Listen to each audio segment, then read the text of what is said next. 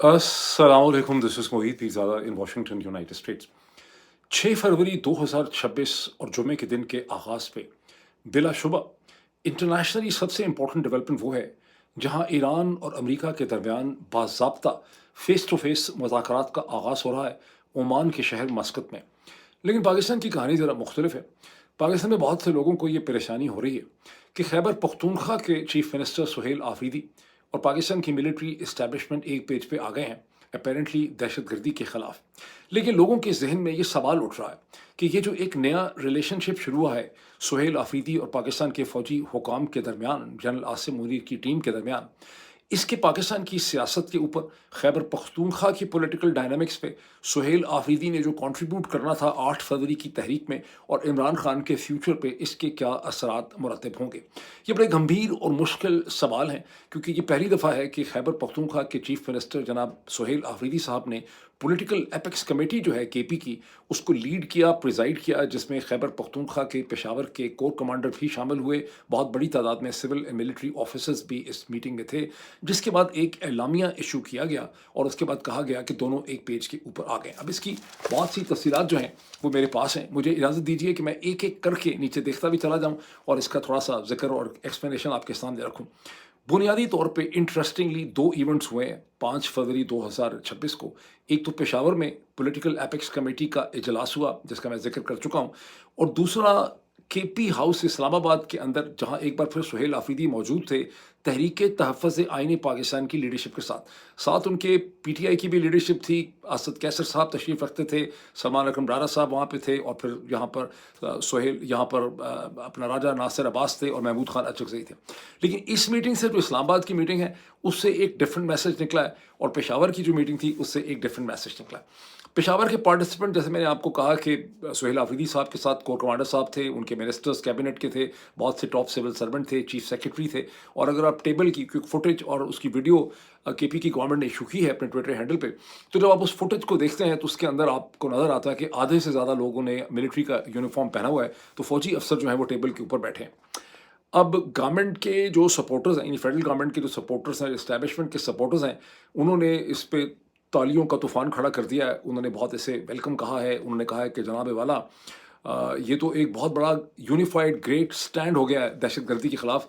As if, जैसा कि दहशतगर्दी के खिलाफ अगर कामयाबी नहीं हो रही, तो इसलिए नहीं हो रही कि खैबर पख्तूनख्वा की हुकूमत जो है वो कोई मदद नहीं कर रही थी, या दहशतगर्दों के साथ मिली हुई थी, या उसकी वजह से कोई दहशतगर्दी के खिलाफ ऑपरेशन जो है टीटीपी के खिलाफ कामयाब नहीं हो रहे थे। ये ड्रामा पाकिस्तान में गुज़िश्ता 20 बरस से हो रहा है कि हमें इत्तेहाद की ज़रूरत है। हालांकि तमाम मशीनरी जो है केपी के सूबे की, मशीनरी अगर केपी की सूबे की ना भी हो, तो हर सूबे के अंदर और केपी की तरह के सूबे के अंदर फ़ौज का, पाकिस्तान की मिलिट्री का बेतहाशा स्ट्रक्चर जो है वो एग्जिस्ट करता है, जिसको सूबाई हुकूमत की कोई ख़ास ज़रूरत नहीं है। और सूबाई हुकूमत वैसे भी उनके मातहत ही काम करती है। और जो हमारी अंडरस्टैंडिंग है तमाम अखबारी ख़बरों को, ये मीडिया को देख के, कि गुज़िश्ता कई महीनों से खैबर पख्तूनख्वा की तमाम मशीनरी को पाकिस्तान की मिलिट्री के अफसर ही उनको कंट्रोल कर रहे हैं। बहरहाल, इसमें मुझे जो बहुत ही हैरानगी हुई, मैंने हामिद मीर साहब, जो पाकिस्तान के बहुत ही रिस्पेक्टेड टेलीविजन एंकर पर्सन हैं, पॉलिटिकल कमेंटेटर हैं, पढ़े लिखे आदमी हैं, पाकिस्तान की तारीख से बहुत ज़्यादा वाकिफ़ हैं। इनफैक्ट मैं ये कहूँगा कि मेरे मुकाबले में पाकिस्तान की सियासी जो तारीख है उस पर हामिद मीर साहब की बड़ी गहरी गिरफ्त है। मैं तो बहुत अरसे तक international relations, America US relationship, international issues के बारे में बहुत ज़्यादा पढ़ता रहा हूँ। तो हामिद मीर साहब के पास तो किताबों की और दस्तावेज़ात की बहुत बड़ी कलेक्शन है, और गुज़िश्ता 50 बरस की तारीख और उसकी नब्ज़ पे उनको बड़ी गहरी गिरफ्त है। तो मुझे बड़ी हैरानगी हुई जब हामिद मीर साहब ने एक ट्वीट किया, जिसमें उन्होंने कहा कि यूनिटी इज़ पावर, यानी इत्तेहाद में ताकत है। और ये बड़ी पॉजिटिव डेवलपमेंट है कि कश्मीर डे के ऊपर खैबर पख्तूनख्वा के चीफ मिनिस्टर जनाब सुहेल आफरीदी ने एपेक्स कमेटी में मिलिट्री के साथ मिलकर उन्होंने दहशतगर्दी के खिलाफ एक कॉमन ग्राउंड उन्होंने खड़ा कर लिया। मैं समझता हूँ कि हामिद मीर इससे कहीं ज़्यादा इंटेलिजेंट और अवेयर हैं। उनको अच्छी तरह से पता है कि ये पॉलिटिकल ऑप्टिक्स हैं, जिसका ताल्लुक पाकिस्तान की सियासत से है, और इसका दहशतगर्दी के खिलाफ जंग से टके का फ़र्क नहीं पड़ना, ये एक और ही कहानी है जो यहाँ पे चीज़ हुई है। तो फिर हामिद मीर साहब जैसे अवेयर आदमी ने इस किस्म का ट्वीट क्यों किया? मेरी अंडरस्टैंडिंग ये है, मेरा शक ये है कि हामिद मीर साहब से रिक्वेस्ट की गई होगी कि मीर साहब, उनको मीर साहब ही कहते हैं फौजी, कि मीर साहब ये ज़रा मेहरबानी करें, एक ट्वीट जो है इस किस्म का कर दें, और फौजियों को ऑब्लाइज करने के लिए हामिद मीर साहब ने ये ट्वीट कर दिया। इस तरह हामिद मीर साहब बाकी तमाम लोगों की तरह दोनों तरफ ताल्लुकात अच्छे रखते हैं। स्टेटमेंट जो निकली है वो ये है कि केपी और खैबर पख्तूनख्वा की हुकूमत और फ़ौज जो है वो एक पेज के ऊपर आ गए। اور خیبر پختونخوا کی حکومت کی کہہ رہی ہے کہ اس کے تمام جو ذرائع ہیں، ایلیمنٹس آف اسٹیٹ پاور جو ہیں، جس میں ملٹری ہے، پولیس ہے، کاؤنٹر ٹیررزم ڈپارٹمنٹ CTD ہے، سول بیوروکریسی ہے، یہ تمام کے تمام جو ہیں وہ استعمال کیے جائیں گے دہشت گردی کے خلاف. ہم اکٹھے ہو گئے ہیں. تقریباً 14 پوائنٹس کا یہ ایک ایجنڈا ہے. سوری، معاف کیجیے گا. 14 پوائنٹس کا یہ ایک ایجنڈا ہے جس میں معاف کیجیے گا، I am sorry for this. Khyber Pakhtunkhwa کی حکومت نے جو اپنی پریس ریلیز ایشو کی ہے، اس کے 13-14 نکات ہیں جسے ٹویٹر پہ پبلش کیا گیا ہے. اور ان نکات کو جب آپ دیکھتے ہیں تو اس کے اندر آپ کو ایک بہت ہی ایمبیشس ایجنڈا نظر آتا ہے دہشت گردی سے متاثرہ علاقوں کے لیے.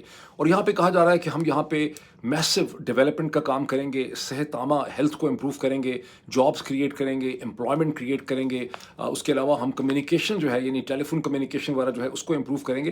اور اس میں ایک نقطہ بہت امپورٹنٹ ہے، سیکنڈ لاسٹ اس کا نقطہ ہے کہ جو انٹرنلی ڈسپلیس پرسنز ہیں ان کو ریہیبلیٹیٹ کرنا، ان کے گھروں میں واپس لانا، ان کا خیال رکھنا، گھر بنا کے دینا، ان کو معاوضہ دینا ہے، وہ بڑی ایک ٹاپ پرائرٹی ہوگی.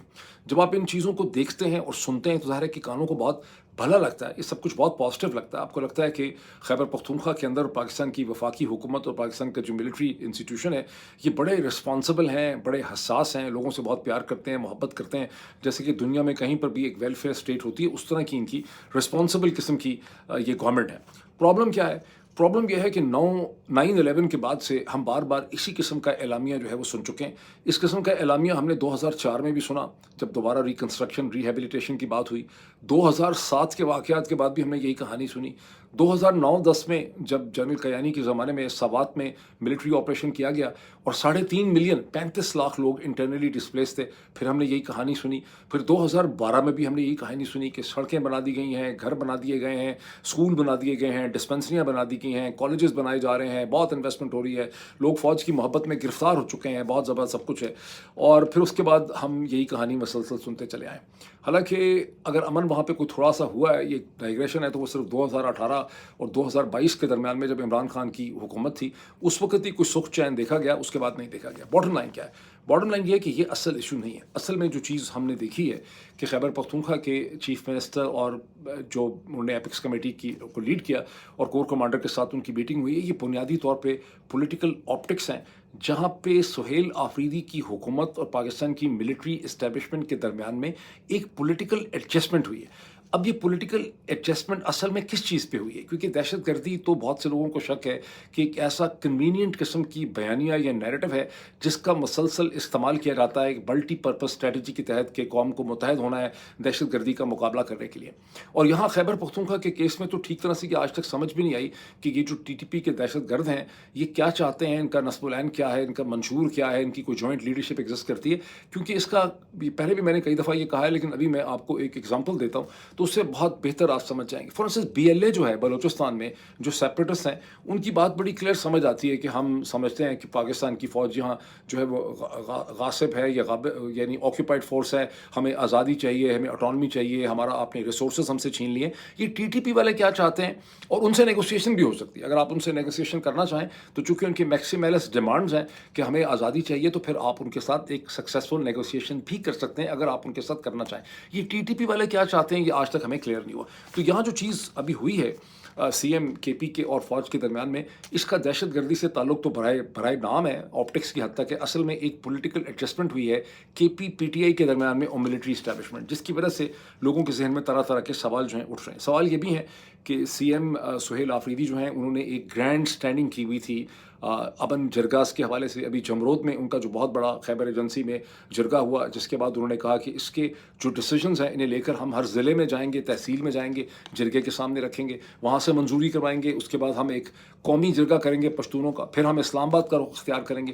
تو کیا وہ اب سب چیزیں ختم ہو گئی ہیں اس ایپکس کمیٹی کی میٹنگ کے بعد؟ آخر وہ کس طرح سے کیا فرق پڑتا ہے ان کے اوپر؟ پھر یہ ہے کہ جو ابھی 3 دن کے بعد 8 فروری کی تحریک ہے، ویل جو پہیا جام ہڑتال ہے، جو شٹر ڈاؤن اسٹرائک ہے، تو وہ اس سے کس طرح سے متاثر ہوتی ہے؟ اب یہ وہ چیز ہے جو ٹویٹر کے اوپر آپ دیکھیں تو درجنوں لوگوں نے یہ سوالات جو ہیں اٹھا دیے ہیں، بہت تفصیلی نوٹ لکھ کے انہوں نے، اور وہ بڑے پریشان ہیں اس حوالے سے. اس میں بہت سے لوگوں کے نام مجھے یاد نہیں ہے، لیکن انکیڈو ریبورن اور پاکستان والی جو ہیں وہ بار بار یہ سوال اٹھا رہے ہیں کہ یہ فوج بھی میری، ملک بھی میرا، ہم ایک پیج پہ آ گئے ہیں، اس کا آخر مطلب جو ہے وہ کیا ہے؟ اور اس سے عمران خان کی جو اسٹرگل ہے، جس کی صحت پہلے ہی خراب ہے عمران خان کی، اس پہ اس کا کیا ایفیکٹ ہوگا؟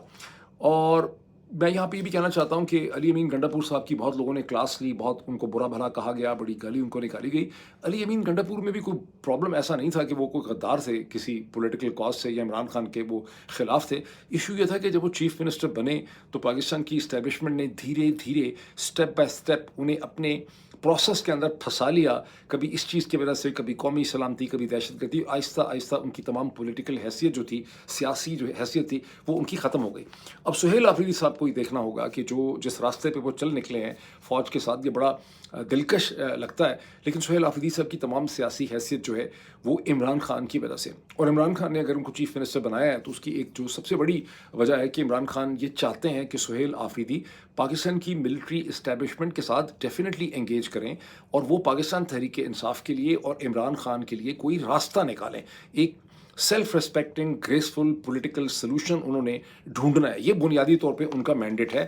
اس کے لیے انہوں نے ایک انیبلنگ انوائرمنٹ کریٹ کرنی ہے. اب اگر سہیل آفریدی یہ سمجھ رہے ہیں کہ یہ ایپیکس کمیٹی کو پریزائڈ کر کے کور کمانڈر صاحب کے ساتھ بیٹھ کے وہ ایک ایسے راستے پہ چل رہے ہیں جس میں پاکستان کی ملٹری اسٹیبلشمنٹ بھی ان کے لیے پولیٹیکل کنسیشنز کرے گی، بیکاز ہر پولیٹیکل ڈائلاگ میں، ہر پولیٹیکل ٹرانزیکشن کے اندر ایک کوئڈ پرو کو ہوتا ہے. تو یہاں پر جو آپٹکس نکلے ہیں اس سے ملٹری اسٹیبلشمنٹ کو، جنرل عاصم منیر کی ٹیم کو اور ان کے حمایتیوں کو تو بہت کچھ مل گیا ہے، لیکن یہاں سہیل آفریدی صاحب کو، تحریک انصاف کو، عمران خان کو کیا اس میں سے ملا ہے، یہ ہمیں جو ہے وہ دیکھنا ہوگا. اچھا، اب اسی کانٹیکس کے اندر جو کے پی ہاؤس کے اندر اسلام آباد میں میٹنگ ہوئی، جس میں ایک بار پھر سہیل آفریدی پہنچے، لیکن وہاں پر تحریک تحفظ آئین پاکستان کے لیڈر جناب محمود خان اٹرگزئی سے بھی تھے، اور ان کے ساتھ راجہ علامہ ناصر عباس صاحب بھی تھے، وہاں پہ سلمان اکرم ڈارا صاحب بھی تھے، وہاں پہ اسد کیسر بھی تھے. وہاں پر ایک چیز یہ نکلی جس کی ہیڈ لائن یہ بنی ہے کہ دونوں پارٹیز نے، یہ دونوں الائنسز نے مل کے یہ کہا کہ عمران خان کی صحت جو ہے وہ ہمارے لیے بڑی امپورٹنٹ ہے. پھر انہوں نے کہا کہ اسی وجہ سے 8 فروری کا جو احتجاج ہے وہ ہمارے لیے بڑا امپورٹنٹ ہے، اس کو کامیاب بنانا جو ہے وہ سب کی ذمہ داری ہے. اب اسد کیسر صاحب نے وہاں پر یہ بھی بتایا کہ اب جو دن اس وقت شروع ہو گیا ہے اور اب گزر چکا ہے وہ وقت کہ 10 بجے ان کی chief justice supreme court of Pakistan جناب آفریدی صاحب جو ہیں ان کے ساتھ ان کی ملاقات ہے. اب وہ ملاقات کی کیا خبر آتی ہے، یہاں پہ یہ بھی یاد کروایا گیا کہ محمود خان اٹرگزئی صاحب نے ایک ذاتی خط بھی لکھا ہے پرائم منسٹر شہباز شریف صاحب کو عمران خان کی صحت کے حوالے سے. اب اس ساری کہانی میں پرابلم کیا ہمیں نظر آتا ہے؟ یہاں پہ پرابلم یہ نظر آتا ہے کہ اگر آپ ٹویٹر کے اوپر جائیں اور صدیق جان صاحب کا ایک بہت ہی تفصیلی ٹویٹ پڑھیں جو آلموسٹ ایک رپورٹ کی شکل میں ہے، تو وہ کہتے ہیں کہ 8 فروری کو کیا ہوگا اس کے حوالے سے پریشانی اس لیے ہے کہ اس میں کوئی ایک اس کا بلڈ اپ ہونا چاہیے تھا، لیکن صورتحال یہ ہے کہ پاکستان تحریک انصاف کے جو ایم این ایز اور ایم پیز ہیں انہوں نے اپنے ٹویٹر کے اوپر بھی لوگوں کو نہیں بتایا کہ کیا کرنا ہے، وہاں پر بھی وہ بہت شرما رہے ہیں. تو پھر کیا تیاری ہوگی، کیا مومنٹم اس کا بلڈ اپ ہوگا؟ یہ اور بات ہے کہ اسد کیسر صاحب نے وہاں پہ ایکسپلینیشن یہ دی ہے کے پی ہاؤس میں کہ 8 فروری کو نقطہ عروج نہیں ہے، وہ ایک نقطہ آغاز ہے، اور یوں ایک جدوجہد کا یہاں سے آغاز کیا جا رہا ہے. یہ تو اب ہمیں اگلے 48 گھنٹوں میں پتہ چل جائے گا کہ یہ جدوجہد وہ کس ڈائریکشن کے اندر جاتی ہے. ڈلما جو ہے نا پاکستان تحریک انصاف کے لیے جو چیلنج ہے، ذہنی مینٹل چیلنج ہے، وہ یہ ہے کہ 2 چیزیں ہیں عمران خان سے ریلیٹڈ. ایک تو یہ ہے کہ وہ آپ سب کے ذہن میں بھی کنفیوژن ہے کہ عمران خان کا جو متواتر مسلسل جیل میں ہونا ہے انتہائی بہادری سے 2.5 برس سے، اس سے پاکستان تحریک انصاف کے بیانیے کو تقویت ملتی ہے. اگر عمران خان اس طرح سے جیل میں نہ ہوتے تو شاید لوگ سمجھتے ہیں کہ پاکستان تحریک انصاف 8 فروری 2024 کا جو الیکشن ہے اس کو اتنے بھاری طریقے سے 70-75% ووٹ لے کے نہ جیت سکتی. دوسری طرف پھر لوگوں کو دھڑا یہ بھی ہے کہ اب عمران خان کی عمر جو ہے وہ 74 ایئر میں داخل ہو گئے ہیں، 73 سال پلس ہیں، اور ان کی صحت نیسسریلی شاید کو بہت اچھی نہیں ہے. اور جو خبریں ہم تک ابھی آئی ہیں ان کی آنکھ کے حوالے سے، اگر یہ صحیح ہیں، اگر یہ خبریں صحیح ہیں، تو پھر اس کا مطلب ہے کہ ان کی کوئی انڈر لائنگ میڈیکل کنڈیشن بھی ہے جس کی وجہ سے ان کے بلڈ ویسلز میں کلاٹس بن رہے ہیں. تو یہ ضروری ہے کہ عمران خان کو یہاں سے نکالا جائے. اچھا، پالیٹکس میں ایک ٹرم ہوتی ہے جس کو کہتے ہیں زیرو سم گیم. پاکستان میں مجھے ایسا لگتا ہے کہ ملٹری اسٹیبلشمنٹ اور بہت سے اور لوگ یہ سمجھتے ہیں کہ پالیٹکس اسینشلی ایک زیرو سم گیم ہے، کہ اگر عمران خان کا کسی چیز سے فائدہ ہوتا ہے تو اس سے ملٹری اسٹیبلشمنٹ کا نقصان ہوتا ہے. یہ زیرو سم گیم، یعنی ہندوستان کا فائدہ ہوتا ہے تو پاکستان کا نقصان ہوتا ہے، اگر پاکستان کا نقصان ہوتا ہے تو ہندوستان کا فائدہ ہوتا ہے. لیکن جو افیکٹو پالیٹکس ہے نا دنیا کی، وہ زیرو سم گیم نہیں ہے. ماڈرن پالیٹکس یہ ضروری نہیں ہے کہ عمران خان اور تحریک انصاف کا اگر کسی چیز سے فائدہ ہوتا ہے تو اس سے ملٹری اسٹیبلشمنٹ کو اسینشلی نقصان ہی ہوتا ہے. عمران خان جیسے لیڈر کو جیل سے نکالنے میں، جس کے لیے بالکل بھی ملٹری اسٹیبلشمنٹ تیار نہیں ہے، میرے پچھلے ویلاگ سے بہت سے لوگوں کے ذہن میں لگا کہ شاید میں کہہ رہا ہوں کہ وہ نکالنے لگے ہیں ان کو. میں نے یہ کہا تھا کہ وہ نکالنا ان کو نہیں چاہتے. میں نے اپنا کیس ایک بلڈ اپ کیا تھا کہ ملٹری اسٹیبلشمنٹ میں اتنی سوچ سمجھ ہونی چاہیے کہ عمران خان کو انہیں اس سٹیج پہ جیل سے نکال کے برطانیہ بھیج دینا چاہیے علاج کے لیے، کیونکہ میں سمجھتا ہوں کہ عمران خان کا جیل سے نکلنا ملٹری اسٹیبلشمنٹ کے فائدے میں ہے. یہ زیرو سم گیم نہیں، عمران خان کا بھی فائدہ ہے، تحریک انصاف کا بھی فائدہ ہے، پاکستان کا بھی فائدہ ہے، اور جنرل عاصم منیر کی ٹیم کا بھی فائدہ ہے. لیکن یہ ظاہر ہے سمجھانا ذرا مشکل قسم کا کام ہے. اب کچھ لوگوں نے مجھے ویسے یہ بھی ٹویٹ ٹیکسٹ کیے ہیں یا کامنٹ کیے ہیں یا انہوں نے مجھے ای میلز کیے ہیں کہ ان کو خطرہ ہے. وہ کہتے ہیں یہ سوال بھی ہے کہ کیا عمران خان واقعی بیماری تھے یا ان کو کہیں ان کی سلو پوائزننگ بھی کی جا رہی ہے.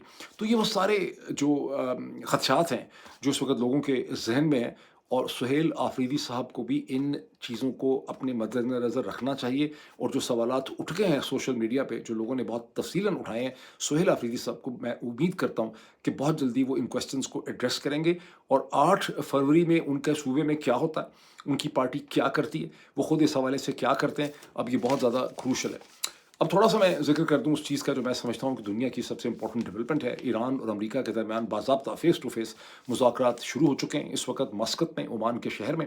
ایران کی ڈیمانڈ کے اوپر اس سے پہلے امریکہ کی بڑی سخت انسسٹنس تھی کہ ہم یہ مذاکرات صرف اور صرف ترکی میں کریں گے، اور اس کے اندر متحدہ عرب امارات، اس کے اندر ایجپٹ، اس کے اندر مختلف ممالک شامل ہو سکیں گے. پاکستان نے بھی دعویٰ کر دیا کہ ہمیں بھی بلایا گیا ہے. ایران نے اس کو رد کر دیا. انہوں نے کہا مذاکرات ہوں گے تو صرف اور صرف عمان میں اور مسقط میں ہو سکتے ہیں. شروع میں امریکنز نے آگے سے کہا کہ پھر مذاکرات نہیں ہوں گے، ہم نہیں آئیں گے مسقط و عمان میں.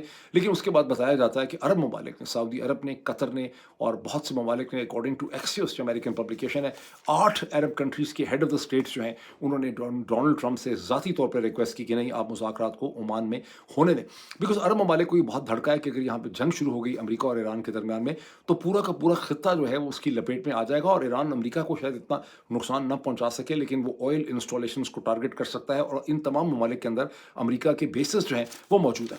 بہرحال اب یہ جو انٹرسٹنگ چیز ہے کہ اسرائیل کا جو بڑا اخبار ہے جیروسلم پوسٹ، اس میں نیتن یاہو اور ان کی ٹیم کے حوالے سے یہ دعویٰ کیا گیا ہے، انالیسس دیا گیا ہے ٹاپ اسرائیلی آفیشلز کے بہاف پہ کہ ان کو پوری امید ہے کہ انشاءاللہ تعالیٰ یہ مذاکرات جو ہیں امریکہ اور ایران کے درمیان یہ فیل ہو جائیں گے اور اس کا کوئی پازیٹیو نتیجہ جو ہے وہ نہیں نکل سکے گا.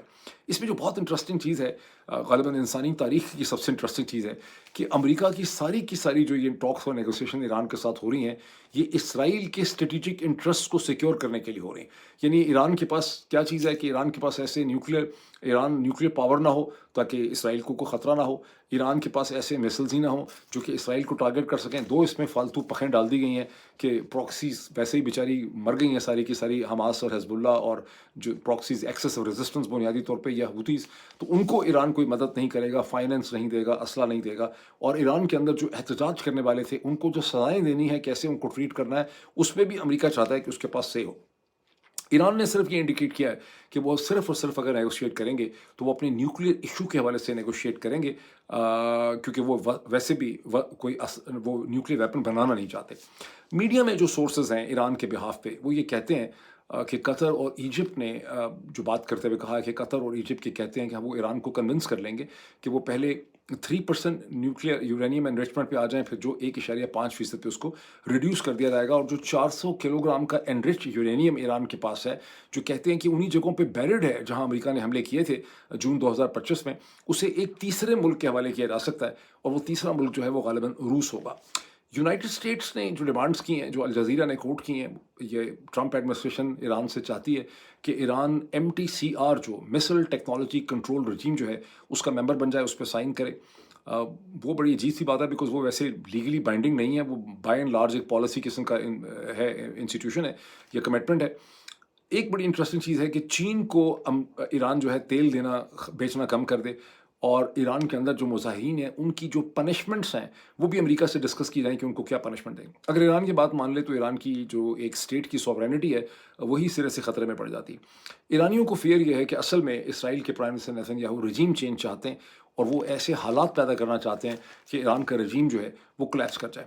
اور ایران کا اس میں گول کیا ہے؟ ایران کا گول یہ ہے کہ اس کے اوپر جو سینکشنز لگائی ہوئی ہیں امریکہ نے اگر وہ ہٹائی جائیں، اور کیونکہ وہ اپنی تاکہ اس کو موقع ملے کہ وہ انڈسٹریلی ڈیولپ کر سکے، خاص کر کے فوری طور پر اس کا جو آئل سیکٹر ہے اپ اسٹریم اینڈ ڈاؤن اسٹریم اس کے اوپر انویسٹمنٹ آ سکے، اس کی ڈیولپمنٹ ہو. چکے ایران کی اکانومی جو ہے وہ ساری کی ساری جو ہے وہ رکی ہوئی ہے because of these sanctions. Iran کا پرابلم یہ ہے کہ ڈونلڈ ٹرمپ جو ہے وہ ٹوٹلی طور پہ جو زائنس لابی ہے اس کے ہاتھ میں ایک انفارچونیٹلی ٹول بنے ہوئے ہیں. مت بھولیے کہ ایران نے 8 برس نیگوسیشن کی امریکہ کے ساتھ، اوباما ایڈمنسٹریشن کے ساتھ، جس میں بہت امپورٹنٹ رول اس وقت بائیڈن کا بھی تھا، جو بائیڈن کا. اور اس نیگوسیشن میں جس کو JCPO کہتے ہیں، joint comprehensive plan of action, جس کو عرف عام میں US ایران نیوکلیر ٹریٹی اور ڈیل کہتے ہیں، جس میں 7 ممالک شامل تھے امریکہ کے علاوہ، برطانیہ، فرانس اور جرمنی، اور اس کے علاوہ چین اور روس، سب نے اس کے اوپر سائن کیے. لیکن ڈونلڈ ٹرمپ جیسے ہی پریزیڈنٹ بنے 2017 کے شروع میں، انہوں نے یونیلیٹرلی امریکہ کو JCPO سے اور ایران US ڈیل سے وڈرا کر لیا. وہ ایران کی بہت بڑی کامیابی تھی. میں سمجھتا ہوں ایران کی ناکامی یہ تھی کہ ایران اس وقت سعودی عرب اور متحدہ عرب امارات کو اسرائیل کے ایجنڈے سے، زائنس ایجنڈے سے ڈسکنیکٹ نہ کر سکا. یعنی ایران دونوں طرف اس کی دشمنی تھی. وہ امریکہ سے تو تعلق بنانا چاہتا تھا، لیکن جو چیز وہ ہینڈل نہ کر سکا کہ وہ، اور اسرائیل سے ظاہر اس کی نیگوسیشن نہیں ہو سکتی تھی، لیکن سعودی عرب اور متحدہ عرب امارات کو اسرائیل کے ایجنڈے سے الگ کرنا چاہیے تھا. اگر یہ دونوں اس سے الگ رہتے تو ایران کی جو ڈیل تھی JCPO کی، وہ ٹرمپ کے آنے کے بعد بھی کولیپس نہ کرتی. بیکاز اگر سعودی عرب اور متحدہ عرب امارات اپنا وزن نہ پھینکتے اسرائیل کے ساتھ تو ایران کی ڈیل جو ہے وہ میں سمجھتا ہوں کہ کنٹینیو کرتی. بہرحال آپ دیکھیں کہ اگلے 24 گھنٹے میں ہمارے سامنے کیا ڈیولپمنٹس آتی ہیں پاکستان کی پالیٹکس کے حوالے سے اور ایران US ڈیل کے حوالے سے. ابھی اتنا ہی، پھر ملاقات ہوتی ہے.